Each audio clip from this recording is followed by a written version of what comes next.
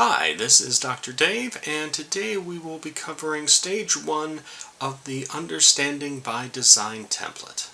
Understanding by Design is a curricular planning system that's considered to be a backwards design.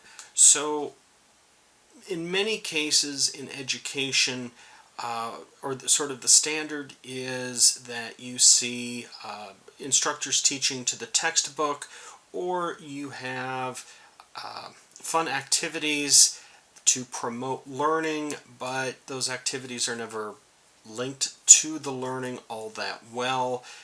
Understanding by Design sets up what the desired results are first, and then everything else is based off of those identified desired results. And so that is what Stage 1 essentially is covering. So we will scroll down just a little bit, and the very first thing that we see on the template is spaces for course and unit information, and these are pretty much what you would expect. These are very general, almost demographic information fields. So we will scroll down a little bit farther. Obviously all of this is going to be incredibly important for how you teach the class, but again, pretty self-explanatory, so that's why we are moving past it. The first really important thing here then is to have not just an overview of the unit, but a inspirational big idea. So this should be something interesting at the very least. It should be thought-provoking. It should be worded in such a way that it is interesting to the student. And if you set it up that way, now we've got a focal point for the students to organize all of the information that they're learning in the unit around. The next major area will be the professional organization that you are going to be using for your competencies. So if you are, let's say, a psychologist, then the American Psychological Association would probably be your professional organization. The important part for this is where we have standards and or competencies.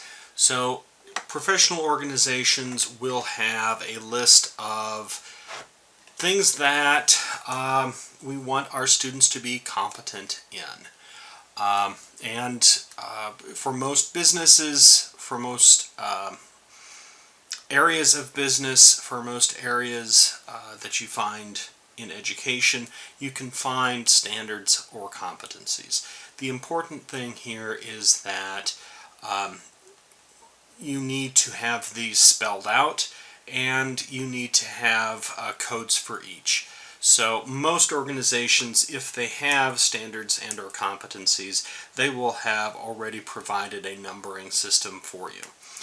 The important part, though, is that by putting down these standards or competencies, this is going to really help us in terms of detailing what it is that we want the students to take away from this course or from this unit. It's so important, in fact, that the code numbers that you are putting in here will be used throughout the rest of the document to refer back to these particular standards or competencies.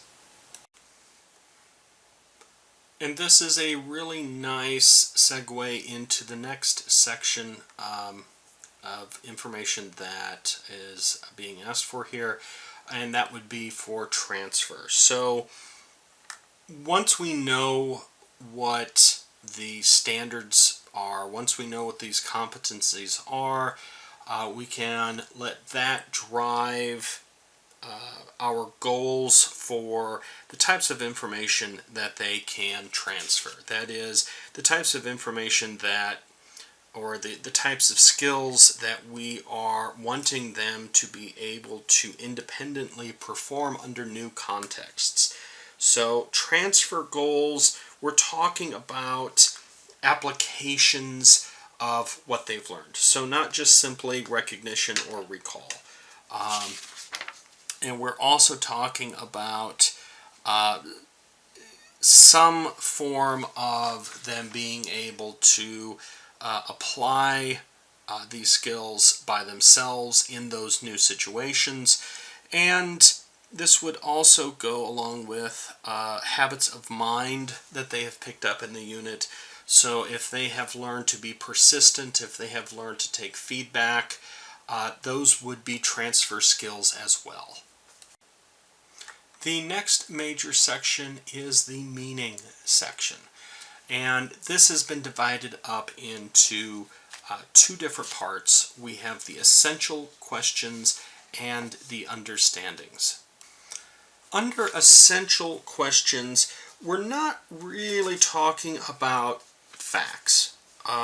Instead, we're talking about sort of bigger picture questions. So these should be related to inquiry into the big ideas. So taking that big idea that you addressed earlier and coming up with questions that delve back into that. These should provoke deep levels of thought, lively discussion, sustained inquiry, and new understanding. So these, again, are the bigger picture things. They may require students to consider alternatives, weigh evidence, stimulate a vital ongoing rethinking, maybe new connections with prior learning.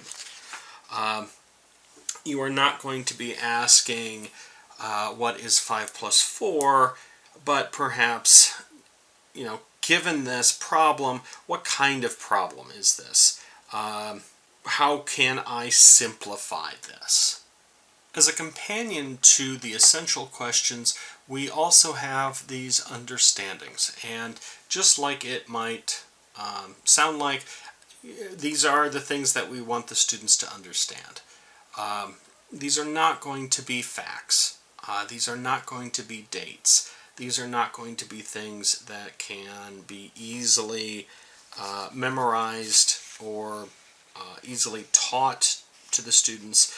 These are instead things that typically are going to need to be inferred. So things along the lines of history is always written by the winners, which makes it really difficult to understand the real story of all peoples and cultures.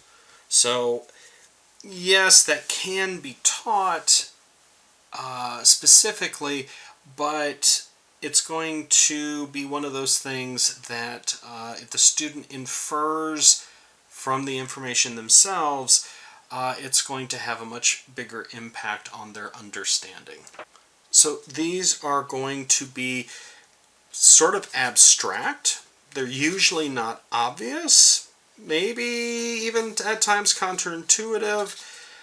These are going to be things that just teaching them right out is not going to result in a guaranteed understanding by the student. This, again, is going to have to be something that the student will end up having to infer.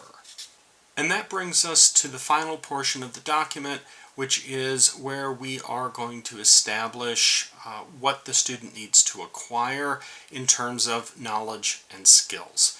So up until now, we've been talking about sort of the big picture. We've been talking about what the student needs to take away from the unit, but it's also important to keep in mind that what the student is taking away is built off of the knowledge and the skills that they have acquired through the course. So knowledge, we're talking about facts and basic concepts. Skills, we're talking about discrete skills that they've picked up in that unit. it's going to be incredibly difficult for students to have a generalized understanding of the big picture if they don't have those particular pieces of knowledge and those particular skills. And keep in mind that when we're talking knowledge and skills, we're not necessarily just restricting ourselves to traditional ideas of what students should be learning. So we would also be including in here things along the lines of, let's say for skills, being able to have a conversation with others without insulting them, or getting papers turned in on time, things along those lines. This concludes our description of Stage 1 of the UbD template. Thank you very much.